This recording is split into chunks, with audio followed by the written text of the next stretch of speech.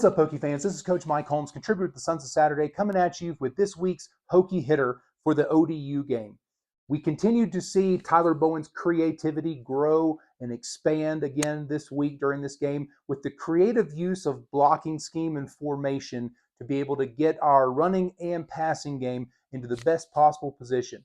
What we're going to see, I'm going to go over 3 plays this week, and in each one of these plays, there's going to be some kind of wrinkle. There's going to be something unique that Tyler Bowen came up with. And it's important to understand that everything that we do on the offensive side of the football, whether it's changing formations, it's putting Parker Clements out wide doing jumping jacks, the first play that we're going to show today, or if it's using Colin Schlee in the run game or in the pass game and having 2 quarterbacks in at the same time. These are all things that the defensive scouts and the defensive analysts for the teams that we're going to play for the rest of the year have to spend time in practice going over. They don't want to be caught off guard, so they're going to make sure they spend time, at least a little bit of time during the game week prepping for these things. Now, while they're prepping for those things, that is more time that's taken away from being able to examine and being able to rep against what are the meat and potatoes of our offense, which is Bashal Tootin running the football, Kyron Drones in the RPO game,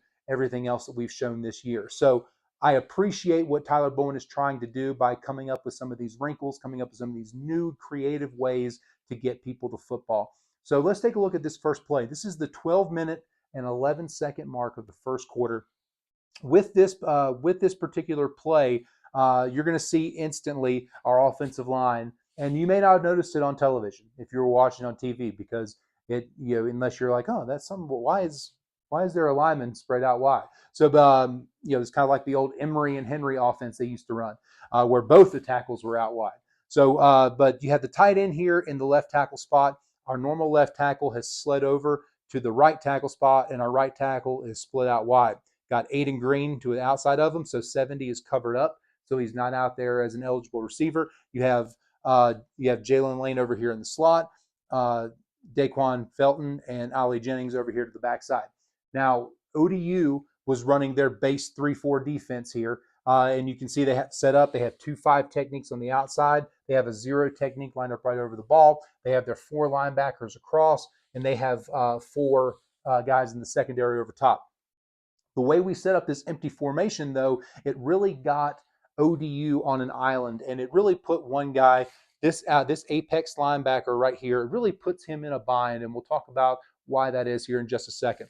So over here on the backside of the play, Daquan Felton and Ali Jennings do a great job of running off coverage. They get those guys out of there. When this linebacker over here who's apexed out, he sees these guys take off, he's got to be careful for a pass play. He's got flat coverage here, so he starts breaking out here, and so that kind of gets this side of the field taken care of. With this free safety, he's got to be careful to not get beat, let anything get beat over the top here. So because they're playing kind of a man coverage look over here to the strong side of the formation. So this free safety cheats and kind of bails back towards Daquan Felton and Jennings' side of the field. And so now this entire half the field is pretty much wide open. So now let's take a look at the rest of the play and what happens here. So we have a great job by Aiden Green. He runs kind of an 8-yard comeback route, which freezes this cornerback here.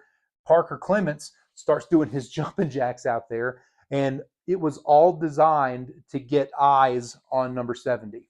Okay, so now this linebacker who's got responsibility for Parker Clements, he's got eyes locked up on him. He never moves. He stays frozen. This linebacker over here who actually has responsibility for Jalen Lane, when Lane releases upfield, this linebacker has got his eyes looking at Parker Clements right now. So he's frozen. He hasn't moved. He thinks there's some type of trick. I'm not going to get burned by some type of tackle screen or something like that. So I'm going to make sure that I have at least eyes on him. And while he does that, that gives Jalen Lane the opportunity to get it through the middle up on the seam and has the easiest completion of his life.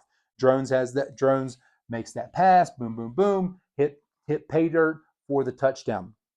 But again, it was this creative use of formation, getting something that ODU hadn't really seen, making a spectacle out of Parker Clements. And it may seem like a gadget play or a trick play, but this is also something that Rutgers this week and all the other teams that the Hokies are going to play the rest of the year, now they have to spend time in practice preparing for this. And that's one less time they get to rep against what we're running 90% of the time. Okay? Now for this next play, we're really truly focusing on the H-back run again. But we're throwing in another wrinkle with Tyler Bowen's creativity this week. So as you can see in this formation here, we have Johnny Garrett. He's bumped over a spot. Parker Clements has gone from the right tackle, and he's slid in between the left guard and left tackle. We have Harrison St. Germain, 87. He's bumped down. He's on the line playing essentially the tackle position. And we have Benji Gosnell in here. So we are in a 12 personnel right here, one back, two tight end. We have Daquan Felton and Aiden Green over here to the far side.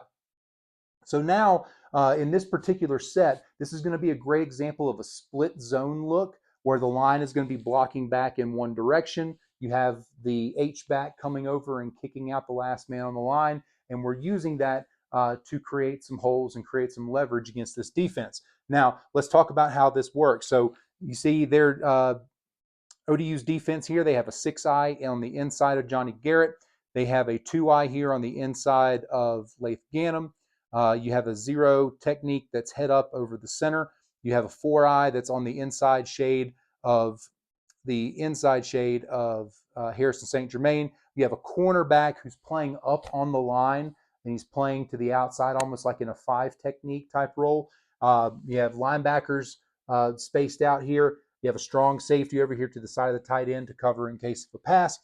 So this play really is going to set up perfectly. This is the 15-minute mark of the fourth quarter. This is one of Bashal Tutin's touchdown runs where he does a great job of breaking some tackles to get to the end zone. But let's look at why he was able to break those tackles. Okay, so with this particular split zone play, it's actually going to work out really, really well. So at the snap, this strong safety is going to come up. These linebackers are all going to kind of walk up at the snap. And our blocking scheme, Garrett is going to get a really good seal block here. Parker Clements is going to get a good job on this 6-eye right here. We get a good wash on this other linebacker. We get a good wash down all the way across here. So we're already taking this play to the opposite side. Now, what really springs this play, we have to worry about this cornerback. So when this cornerback steps up to make sure to play contain that nobody gets to the outside of him, Benji Gosnell is going to come all the way across the formation and have that good split zone H-back kick out block over here.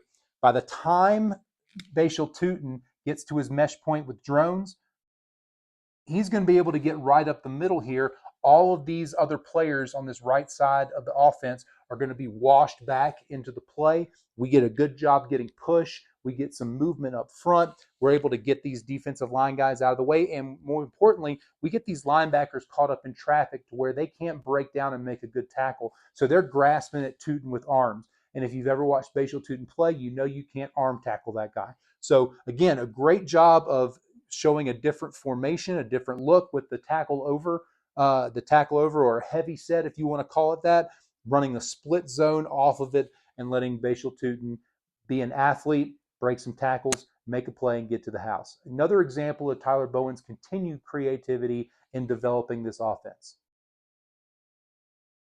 Okay, now let's take a look at the 10-19 mark of the fourth quarter. Bashal Tutin is going to break off a big run here, almost untouched on this particular play.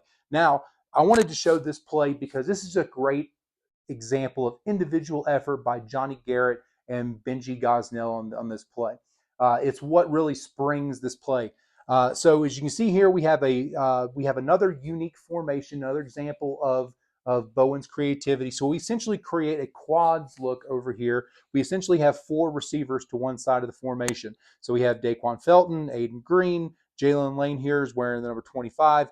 We have Benji Gosnell here in 82. He's kind of lined up in that H-back role. Again, we have Johnny Garrett over here, Bob Schick at left guard.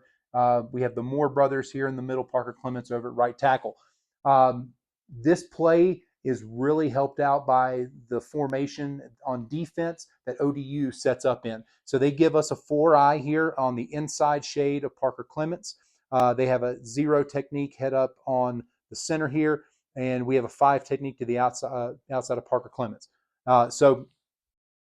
Cornerback is going to be playing to the outside in a kind of a contain role. You got 2 linebackers in the middle. You have an apex linebacker here who's going to play a really crucial role here. You have a safety over top of Jalen Lane. You have a nickelback over top of Aiden Green, cornerback over top of Felton. You're going to have a free safety back deep. So this play really sets up perfectly for what we're going to do. This is going to be an outside zone run, but it's going to be a little unique. We're going to kind of gap block this a little bit. So we're actually going to block back against the grain here, and we're going to hope for a kick out. And I'll show you exactly what that looks like. So in this particular blocking scheme, we are washing everybody down. So we're getting here, there. So we're taking all these guys and we're pushing them back away from the play. This outside linebacker up here at the snap of the ball is going to rush right upfield. Benji Gosnell does an outstanding job of getting a seal block and a kick-out block, and really creating this massive area right here off of the left tackle for Tootin to run through. But what really makes this play is the effort of the wide receivers. And I can't stress this enough. Fontel Mines is doing a fantastic job of getting these receivers to have full 100% effort, even when they're not getting the ball. In their blocking game, in the run game, support, everything else that we want to do, it really goes through the wide receivers. So Jalen Lane is going to do a great job of running in a middle seam up here, and it's going to pull this safety along with him. Aiden Green, same thing. We're running another go route right here. And actually Aiden Green does a really good job of kind of stalk blocking this guy because he doesn't back out and bail with him. So Aiden Green gets a really good block there. And Felton does a great job of running this cornerback off. So we've really taken those guys completely out of the play. The only guy that's going to be left able to make this play is going to be the free safety. And you'll see by the time Tootin has hit the hole already, this guy doesn't have the athletic ability that number 33 has, and he just blows right by him. So it's a great job by the offensive line of getting this washed down. We're pushing everybody back. This cornerback really has nowhere to go. He's not even involved in the play. Drones kind of carries out a little half fake after he hands it off just to hold that guy in place. But we get Tootin going across. Boom, he hits that hole hard. And it was a fantastic job of Tyler Bowen, again, using formation, using the H-back in the run game, using that kind of flex tight end H-back look, getting them involved in the run game. And I'll really tell you, he struggled in blocking in some previous weeks, but Benji Gosnell, Harrison St. Germain, those 2 guys really stepped up their game in terms of blocking over the course of this past week. And they'll have to do it this week against Rutgers as well.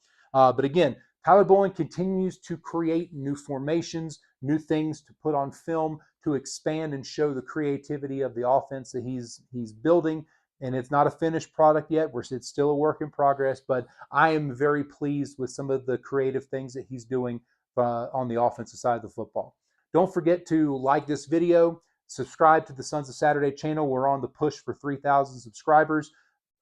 Make sure to follow the Sons of Saturday on Instagram, Twitter, Facebook, LinkedIn. If you're on LinkedIn, you can follow them there.